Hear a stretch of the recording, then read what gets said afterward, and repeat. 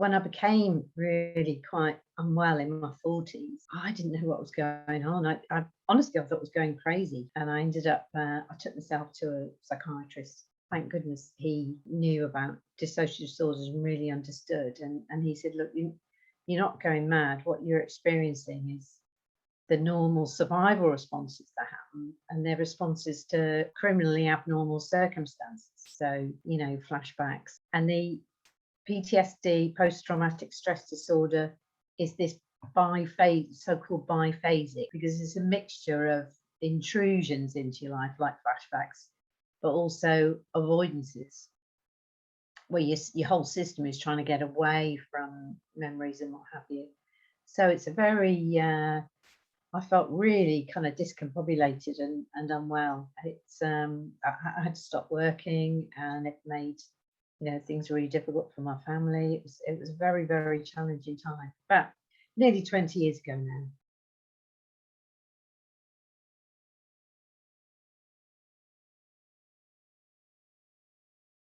For me, it was really important to kind of read it up and try and understand what was going on, because I was used to being the one trying to help people with medical issues and problems, and to be on the other side, it felt really important to look stuff up and read about it and learn. Finding professionals who knew about these particular conditions and illnesses, that was really important. Things that maybe weren't so helpful, I think it's, if you've got an unusual condition or something that generally people don't understand, people's comments and judgments of things can be really very hurtful.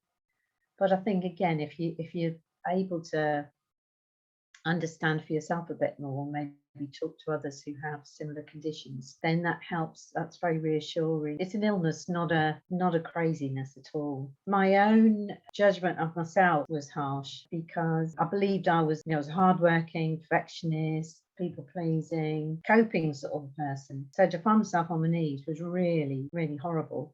And I put off getting help until things were really, really bad. So with hindsight, obviously, I could have got some help sooner. I was very, very fortunate to get to a psychiatrist who understood, because a lot of medical and professional people don't yet understand trauma as well as perhaps they should, because it wasn't in the training. It wasn't in people's training. The understanding is developing all the time. And then I think finding a professional to talk to who gets it is really important, because then you can begin to work through and understand and have compassion on yourself, really, rather than judgment. You talk about yourself in a way you wouldn't dream of talking about anybody else. People you work with or your family, you wouldn't dream of talking about them in such a harsh tone, or to them in such a harsh tone. It's going to be really important for your progress if you can try and develop talking to yourself much more like a friend. I mean, like your best friend. If something crops up, or there's some symptom, or some, you do have an awful day and things come unzipped, try and be compassionate to yourself and think about being a safe person for yourself. And that took a while. Took a long while, because I wasn't used to doing that. But it is really important, and particularly not judging your young self with what you know now. There might be an incident or something that was said to you, and you think, well, how could you believe that? That was so stupid, because of course it wasn't going to happen. But young children they're not in that place. They haven't got that knowledge or understanding. Certainly when I was growing up, you were taught to believe what adults told you and do as you were told and not question. So, be kind to your younger self, and the things that happen to them, getting to the point where you can say, that could not possibly have been their fault. Couldn't possibly. How could they be the responsible one there when the adults involved were clearly, they were the problem, not the child?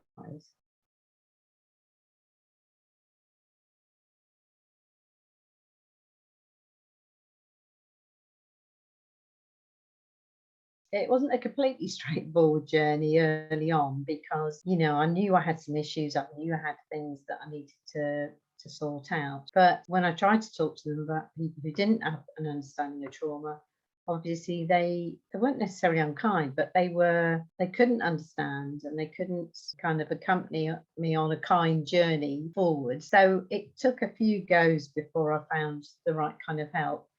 And I suppose it's just, don't give up. There is hope. There really is. Just keep asking for what you need. And, I mean, I got there, I've come a huge long way forward since I found the right kind of help from the right kind of people. And it's, there is a way forward. Always is hope. In fact, there's a thing from the Sidran Trust which says that of all the conditions that you can get that are kind of consequent on really bad childhood experiences, dissociative disorders may be the ones with the best prognosis, because lots of things are still left intact by the process of dissociation. It preserves some normality of function and thinking and all the rest of it, although it doesn't feel like it at times. But as you learn to come out of it and not need the dissociative processes so much, there really can be very good recovery. So it's, be encouraged. There is a way forward.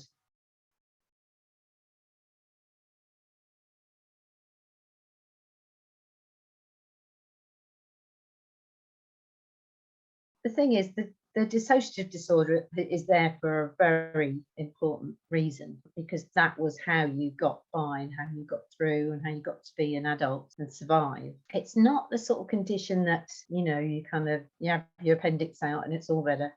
It's much more adapting and learning to live with the facts of the history, but in a way that it's not kind of centre stage. It's not just, you can get to a place where it's not controlling every day of your life anymore and have much more normal experiences. It took me a while to accept that I wasn't going to be cured, because obviously I can't be as if it never happened, because what happened partly formed who I am. But at the same time, I can live a really good quality of life now. And of course, there's still occasional symptoms and what have you, but on a day-to-day basis, most people would, pretty much everybody, wouldn't actually know that I had any disorder, and I can enjoy life.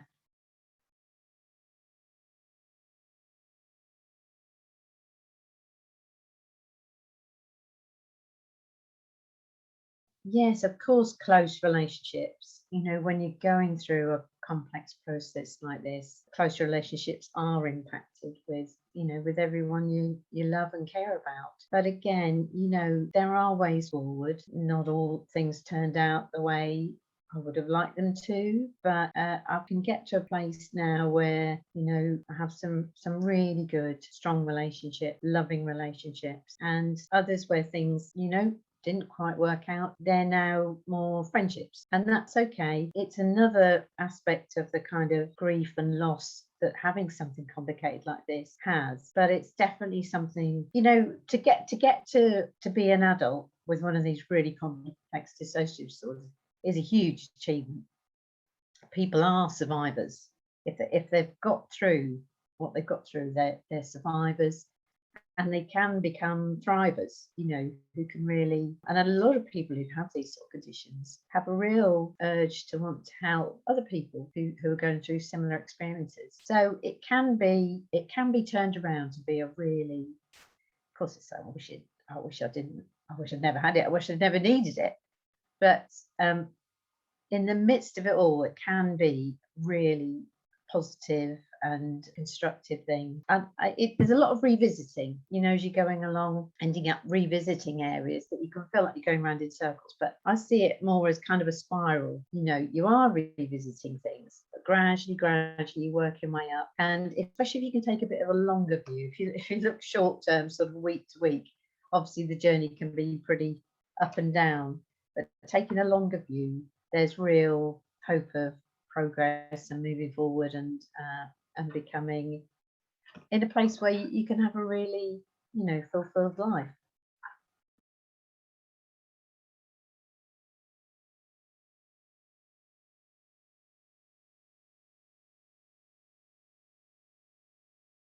how to manage close relationships is quite tricky, because obviously the patterns often that we've learned from what happened to us in childhood are not healthy. They're very unhealthy in all sorts of different ways, but very unhealthy patterns of relating to people. And again, if you can sometimes take a step back, maybe with someone else's help as well, therapist or kind, reliable friend, or if you can take a step back and look at it from a broader perspective and think, well, what impact is this having on me overall? And is it good, positive impact, or is this really draining and hurting me? I know some people get into repetition of patterns from childhood, and that can be a real snag, because we don't necessarily spot what's wrong when it's so familiar. But nonetheless, it's worth taking a step back, thinking about things, and working out what effect a particular relationship has on you overall. And sometimes things have to change, and change is hard and painful, but sometimes that's what has to happen. I think it's, I can remember my psychiatrist again saying to someone that came to an appointment with me, the only person who has a worse job than you is Ruth.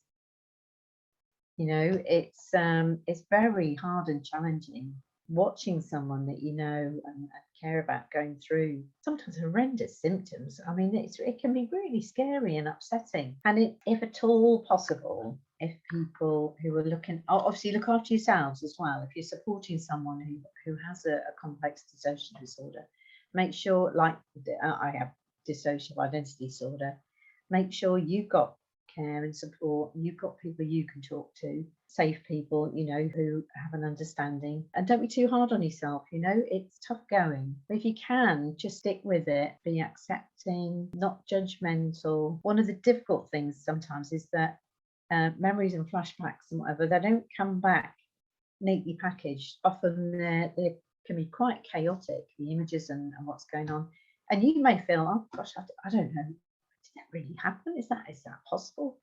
Actually, it doesn't really matter at one level whether it happened as described or not. The point is that it's the impact, the perceptions on that child. It's what it did to the child that's really important, and not getting too caught up in details, times, places. Not obviously for some people it is. There are court cases and forensic things, but for most people, particularly when it's after a long delay, the thing is helping a person to recover from the effects on them. It's not really about tracking down crime numbers and what have you. That's not what it's about. It's about helping the person to live with and work through the impact it's having on them. So patience, kindness, acceptance, and sticking with them if you possibly can. Making sure, as I say, make sure you look after yourself as well. And explain to them if either one of you need time out to gather yourselves again or whatever, be understanding it if you possibly can of that, and that it's not a rejection. It's about each person trying to really be as stable and as clear and as get their thinking as good as they possibly can. It wasn't really a term that was used when I was growing up, but I guess looking back now, I was what would be known as a young carer. I was very, very concerned for health of other people in my family, and pretty much everybody really. So when I got settled into therapy, I used to worry a lot about, was I making the therapist ill? If you kind of sneezed or something, it's kind of, is that, have I given you something? Am I really out of all proportion concern? And one of the things about that was, of course, when I was sharing difficult experiences and memories with him, I was really bothered that it would somehow damage him. He would be damaged by hearing what had happened. And how he explained it was that it wasn't that he wasn't touched by what had happened, but basically he was in his own boat, and the wave of pain came past and it moved the boat, but it didn't tip him out, whereas I felt completely tipped out and thrashing about in the waves in the horror of it all. He was there, but he was safe, and that was really helpful, because I could stop worrying quite so much about I used to say things like, and have you got someone to talk to? And because he had people to talk to, and supervision and what have you.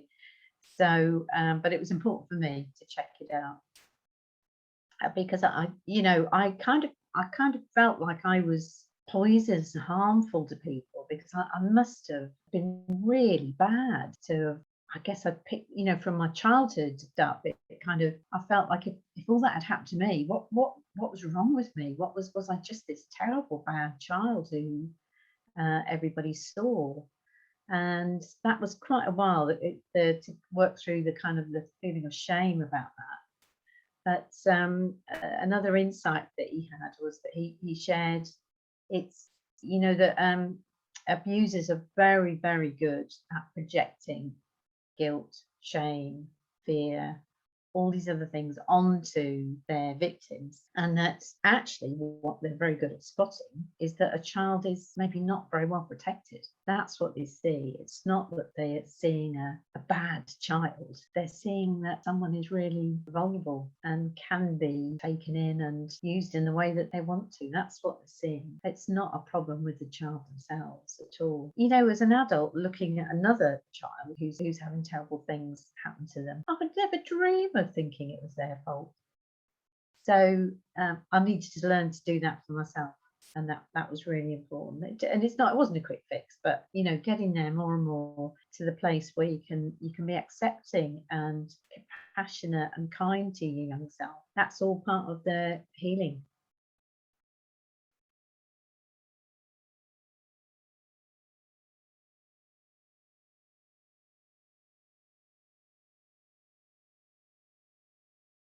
Flashbacks are ghastly things, particularly if they're, so quite a lot of them rang true at some level, but I didn't know what was going on. I really didn't. And they're kind of 3-4D. You're suddenly in the middle of this thing, and it feels like it's happening again, here and now. It's actually happening. And learning that was then and this is now, that's something that takes a while and needs a lot of repeating from people who understand, just saying, look, absolutely awful, and it never should have happened to anybody. But look, it is over. That was then. It's not happening in the here and now, which begins to ease off all the panic and the feelings and what have you. But then what else happened over time, which it wasn't a conscious making it happen, it's just what happened gradually over quite a long period of time, is that I realized that the flashbacks first came, they're like, whoa, right in your face, hit you really hard. And then there was a long period of time when it was like there were little horror videos, horror movies just out of sight around the edge of my vision, and I had to keep really busy and focused so I didn't catch a glimpse of these awful things, and they were kind of all around the edge of my vision. But then gradually they became 2D. They don't go away. There'll always be certain things that give me a nasty sort of frisson of discomfort or whatever. I accept that now. There will be those moments when I wouldn't say triggered these days, but like an uncomfortable reminder. It's not. I wouldn't say it was a trigger or a flashback anymore. It's not. But what happens is they became, instead of centre vision 4D, they became 3D. And then gradually they kind of become 2D. And the only way I can describe it is it's a bit like I've come through this tunnel of real challenge and illness and what have you. But the kind of tunnel wall are kind of lined with these, but they're posters now rather than videos. So that's just how I think. And instead of being, videos and they're about to pop into my vision, they're posters, and I know they're there and I know they happen. And there are certain things that might just make you think of a particular poster or a particular situation, but they're not in front of my face all the time. I can carry on walking through and into new things and other things, new environments, new groups of people. And while I might get an occasional kind of, ooh, that was uncomfortable, usually, I know what they are now. I'm not taken completely by surprise because they're there. And I've got a much better idea of what happened, but I know it's past. It passed, and I'm walking through, and I'm coming out the other side. It will always be my journey, always. That was my life, and that was the journey I've come through. But it's a journey onwards and outwards and into bigger skies. I like big skies and big open spaces because it's a feeling that I've come out of a small, horrible, tight place, and I'm coming out into spaciousness and freedom. I'm not the only one. Lots and lots of people have. It's hard work. It's not quick, but you can truly come through and come out the other end and really enjoy everyday life. Again, everyday life's a bit scary when you first come out of being that kind of, dysregulated and whatever. But even, everyday life can become a pleasure again instead of really, really hard work. So, don't give up. There is a way forward. I felt so, there's 4 things I think that stuck with me all the way through. I felt isolated, I felt hopeless, I felt powerless, and I felt voiceless. And slowly but surely, all those things, people listened, people understood, people helped. I began to, make decisions and make choices in my life that were good and positive. And, it's not hopeless, it's very much hopeful.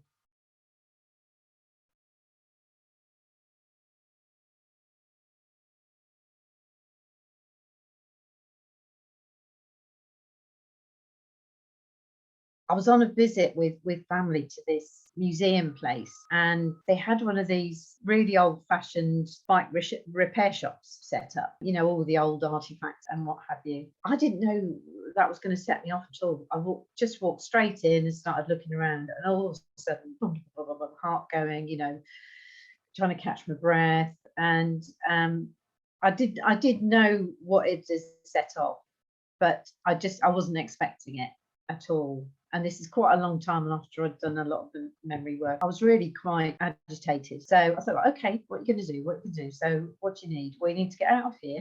So just, didn't rush, but just walk back outside. And I'm very interested in flowers and insects and butterflies, things like that. And it was a sunny day, so I walked over to where there was a bed of wildflowers and things buzzing around, and I just distracted myself thinking about those things and whatever. And I was talking to myself inside, saying, it's okay, it's not happening now, it's not happening to anyone you love, it's leftover feelings, they're really unpleasant, you can feel them, it's affecting your body, but they're going to pass. This too shall pass. And sure enough, after a few minutes walking about, taking deep breaths, looking around, looking at other things apart from what had set me off, and the whole thing settled down again, I was able to join back in. But again, I didn't judge myself. I didn't feel bad about it. If I'd known it was going to have that effect, obviously I wouldn't have gone in the first place. But it just caught me off guard. But it didn't. It wasn't a disaster. Nothing bad happened. Nobody else even knew. As far as I know, nobody knew what was going on. And that's where you can get to with triggers and flashbacks and things. You can really get to that place. And it's about being kind to yourself and accepting that sometimes you will get caught off guard, and that's okay.